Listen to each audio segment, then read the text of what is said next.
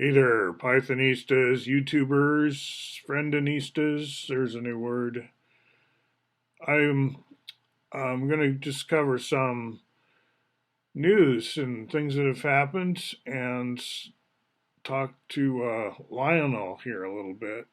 Wolberger, who's somebody I've met in person, and he did a whole little YouTube using the slides just as I've been invited. And if you're new to the channel, I've been inviting people to use my slides to talk, give a talk, right? I've got the slides already done. You can face an audience or do another YouTube using my slides in YouTube, right? Or in another video format.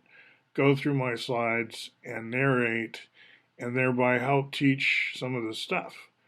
And Lionel does that in an interesting way. He's talking directly back to me. He's talking to me. And that makes sense because we know each other and I'm still around to talk to like that, right? We are having a conversation. And so whether you know me or not, since we can talk about the slides asynchronously, but I'm in a position to give feedback, i.e., I'm still alive. Hey, if you want to talk to me and use the slides like Lionel does here, then I think you should do that and we can have a conversation. I don't know if it got really popular, I wouldn't be able to talk to everybody, but we're a small little clique right now, the Synergetics people. The Bucky Fuller people who've put a lot of time into studying this corpus, which Lionel has. And if you watch here's the video. And if you watch, you'll see that there's a lot about music. And here, I want to mention that one of my roles coming back to the States, the United States from the Philippines, since I'd kind of missed everything, you could say. Like I was in the Philippines fully immersed in a huge culture there, right? A lot of disco was going on. I can't remember if that's exactly when we had the Thrilla in Manila with Muhammad Ali, but I had a very culturally enriching time there in the Philippines. But nevertheless, by the time I got to Princeton, I was like Mr. Know Nothing. Like I'd never been to a rock concert. I didn't know what Emerson, Lake and Palmer was or King Crimson. In other words, I was ignorant about my own culture from the point of view of what I looked like. A pale face. You know, Clearly I'm not from New Jersey. So they got to teach me, and it was fun for them. And it was fun for me. And I realized that being a student is a fun role. And so, as a teacher of teachers, that's a role I can take on with some confidence in some topics. But mostly, I'd say, like think of me as 90% student and 10% teacher. And I would see that as the normal thing in the global university, and that's my metaphor for Spaceship Earth as global university. So we have students, we have teachers. So in the realm of music, I was going to remind people that I have the School of Tomorrow on GitHub, and I do make an attempt to bridge to music because that's what this movie does, called The House of Tomorrow, which is a little bit a satire, kind of poking fun at a Bucky disciple, like the lady grandmother figure in this movie. She's a total Bucky nut, and she wants her ward, her grandson, to grow up to be the next Bucky, and she's grooming him in that direction. They live in a dome, and he has a customized curriculum, which involves making the map. Like Lionel has a song about that, or musical number, which I have to, I've got to follow up on some of those links. I haven't listened to that yet. So your video gives me, Lionel, some research trailheads, I call them trailheads. And for me, this movie was a trailhead because what happens is the kid kind of grows out from under his grandmother's control, as you would expect. It's a coming of age story. And he discovers punk and punk music and his contemporary culture. He's kind of out of it, like, because he's had a sheltered life, literally. So punk, I became interested in that because the movie concludes kind of saying it's not a contradiction because Fuller was a rebel, you could say like that. And that's where I want to get to another point, Lionel, in your slides. I think of it, how I think of it is somebody's wanting to do those slides like I invite them to, but then they're imagining the questions they're going to get and what might stop them or what they want to hear more about. And Lionel says he gets the 4D part, and the math part's not really the issue. He gets the 4D part. And for most of my people who I would say are students of the Bucky, they aren't students of the Bucky stuff. So that's different about him. Like most people, that's what they don't get. And he doesn't even have the Quadrays thing much. And that's important because you don't need it. In other words, Quadrays and 4D, they fit together beautifully. It adds, but it's not from synergetics. In other words, Fuller had fully developed and matured his concept of 4D without Quadrays. And here's where I kind of differed. If you don't know what Quadrays are, let's go to Wikipedia while I tell you about my sort of difference with, or go to digital math here.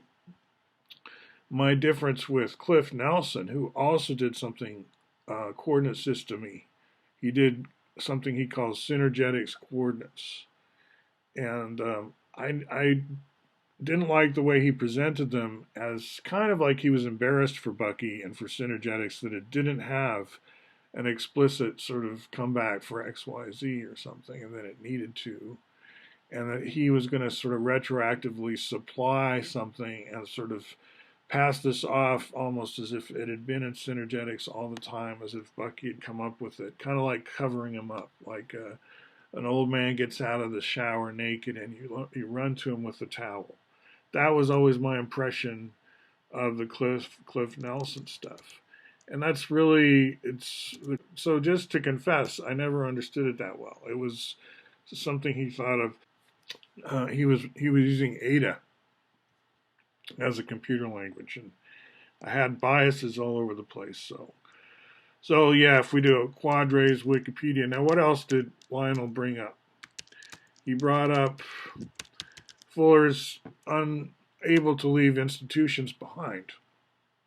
He brought up jazz. He brought up 12-step and addiction.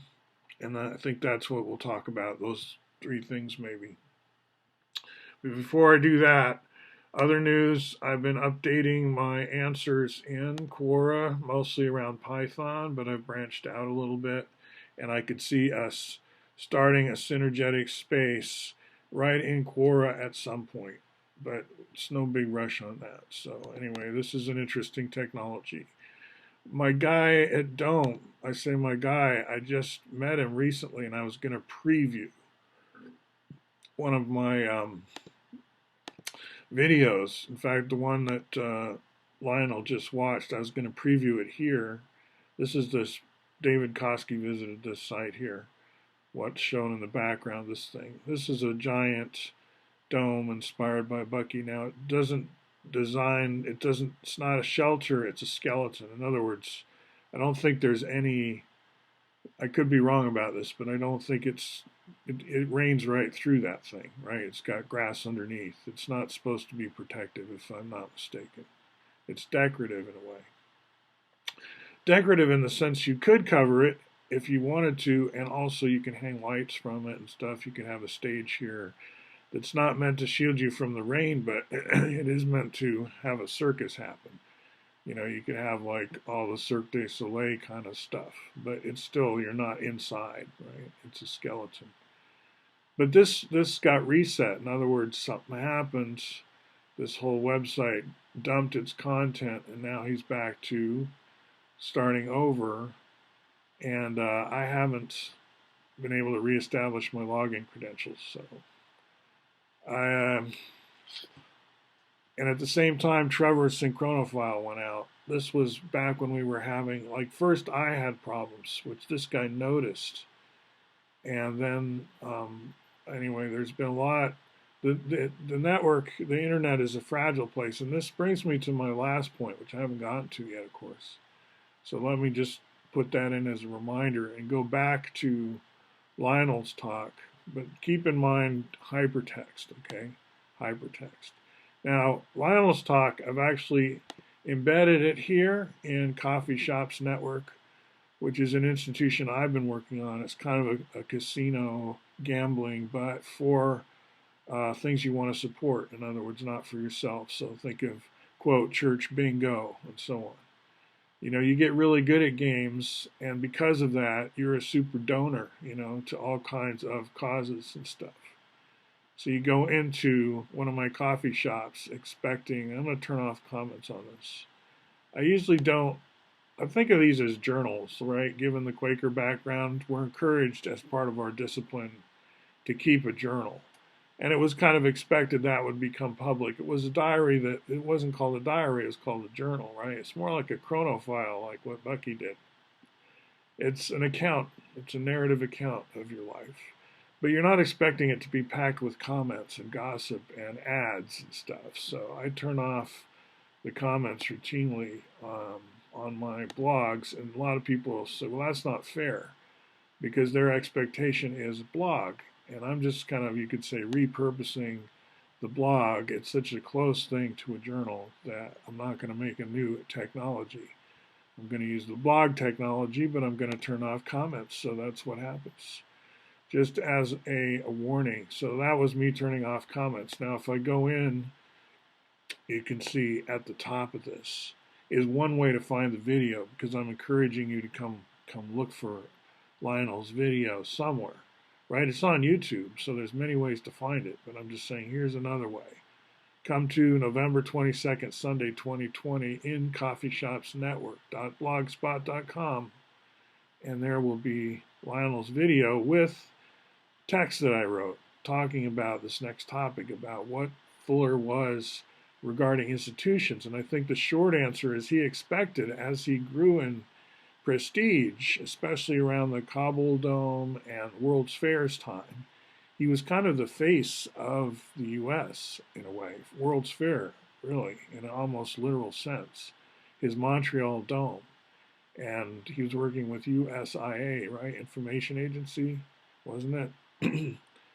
Anyway, he was like the future. He was like the in-house futurist, kind of like companies or towns or cities or states have in-house poet. He was like the in-house futurist for the USG for a while there. But then he had to stick to his guns, stick to his principles. He's really working for all humanity. Like his magic, his juju doesn't work if he becomes too partisan, right? If he's like only for this team. Then he's back to being like everyone else, and he doesn't have his edge, his marketing edge. He kind of, what he has to do to stay relevant is market himself, and that looks very egoistic at the time, but now it's kind of taken for granted. It's very egalitarian, because we're all like these atomic individuals, and it's up to us to like get out there and hustle, and the gig economy, and self-promote, and get a brand, and get a logo.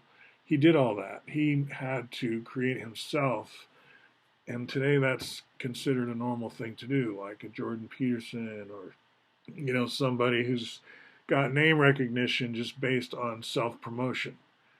And he got a lot of flack for it, because that wasn't really the style back then. That was considered selfish, egomaniacal. So I think he was just living in the future, and part of it was he was expecting, hey, I think I might become a famous like Henry Ford entrepreneur type. I've got this house prototype, I've got this car prototype. So for a lot of his life, he was not only the face of the government, but he was that because he was a self-made man. He was a capitalist. It looked like, right? He was another one of those DIY types with a team, and he worked well with people, obviously, because he got these things done. He got the cars and stuff done, but he left in his wake also a trail of kind of rivals, angry people. He made a lot of enemies. The car thing turned out to be a disaster. Now you'll see it told in different ways, but let's tell it a sinister way. His competition paid to have it run off the road by Chicago gangsters. Killed the driver. You know, Fuller was actively sabotaged by petty crime at first, but as he got more and more successful and more powerful, he had to be taken down in more serious ways. And so let's just say Wall Street couldn't take it. You know, they couldn't let Fuller go out there openly criticizing. Like if you look at the back, the dust jacket of Grunch of Giants, and you can get that right here, right, through the web. nothing more subversive since Karl Marx or something like that. And we tend to be somewhat dismissive of Karl Marx here in the systems thinking world, which is where academia has been going. It's not, like Jordan Peterson says, all about Marxism and postmodernism, right? Like, we'll just say, like, Marx couldn't code, right? In other words, you're lazy to rely on these old ideologies from Europe because Europeans don't know what to, they're not that smart, really. Anyway, we could go into that, right? But North America has its own federations and stuff when the Europeans get over here, and it's not like government's never been thought of by the original folks here. So here, Trevor Blake's synchronophile fell to malware. This was after my site went down, my Grunch here. And I talk about WordPress malware, right? And I apologize for some links breaking because of that. And it's after that the synchronophile goes down. And it's still after that the DOM goes down. Now, does that mean we're under attack somehow? Not necessarily specifically, because WordPress, it's just easy to worm into it and take it over. It's like it's easy to exploit. And it's not like people are after the Bucky people or something. But, it's special case in every case, and I don't actually know everything, so I'm just telling you where my head's at. I don't take it personally at this point. So if it was meant to be taken personally, it didn't get through. But anyway, the other thing Lionel brings up, which I think is connected, is the institution and the God thing and all that.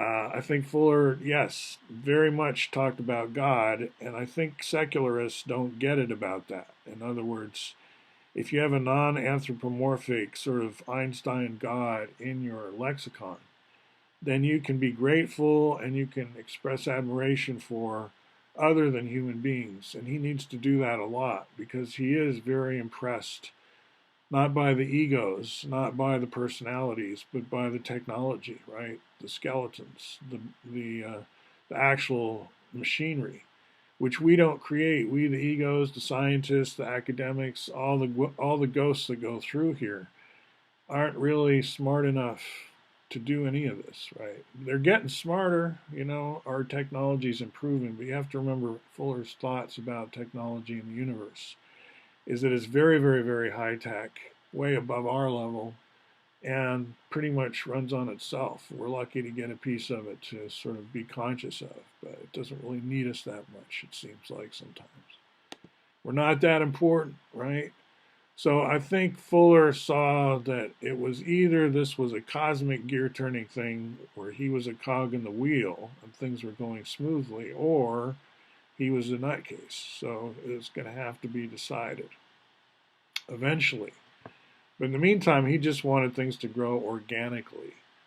And it became surprising how he had to become a subversive and kind of almost get it into a shootout with the United States itself, you could say. But he would say an imposter United States, right?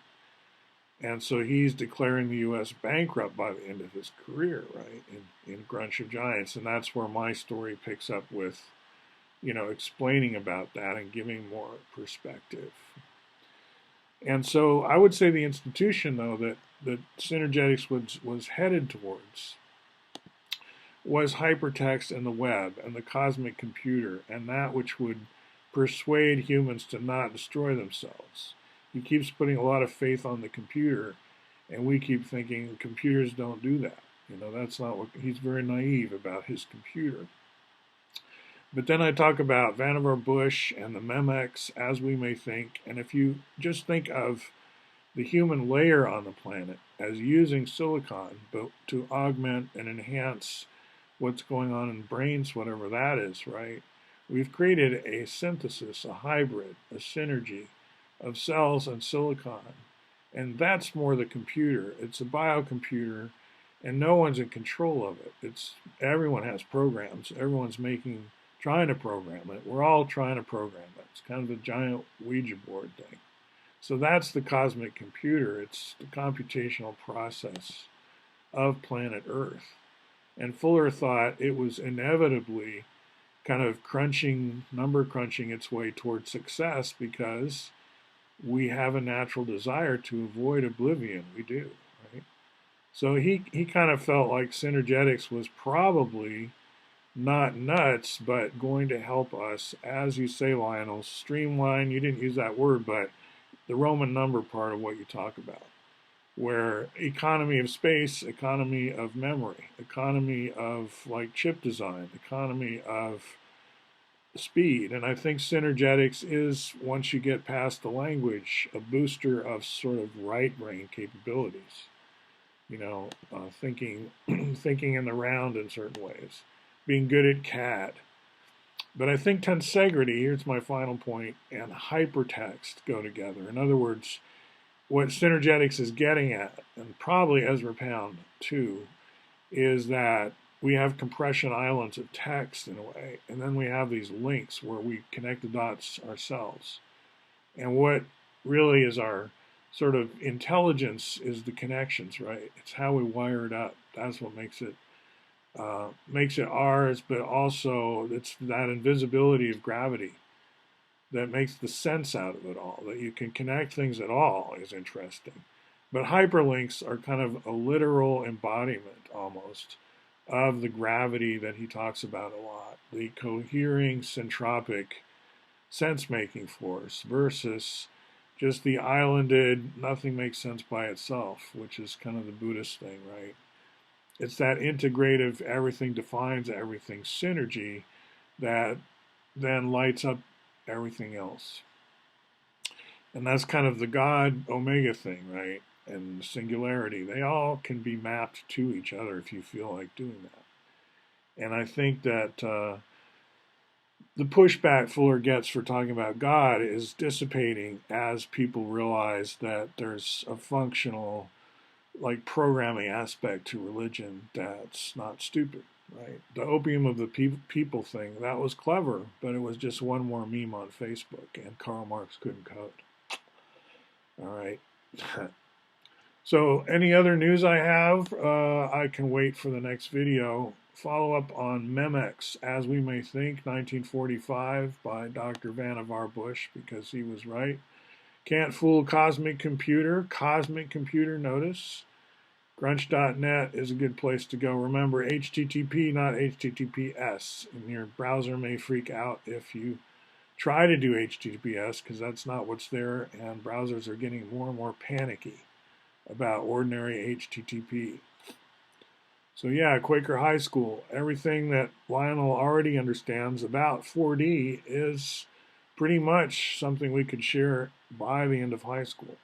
And that's why I want more teachers like y'all to go out there and share our digital mathematics from the Silicon Forest and other influences, right? So I'm looking forward to more of you doing stuff with the slides, and feel free to imitate Lionel's way of doing it, which is talk to me directly about things that concern you. And, if I had this question and that question answered, then I could just face an audience and do these slides alone. With Kirby, long gone, it's still a useful slideshow and so on. But it was great because I got to answer questions. All right. Thanks, Lionel. That was a very good video, and I've only begun to think about the music. That's where I'm, right, the guy you need to teach, not the guy who teaches around so much. All right. Thanks for wearing a hat. We're creating the ethnosphere. It's an ethnosphere. Thanks, CJ, on that one, too.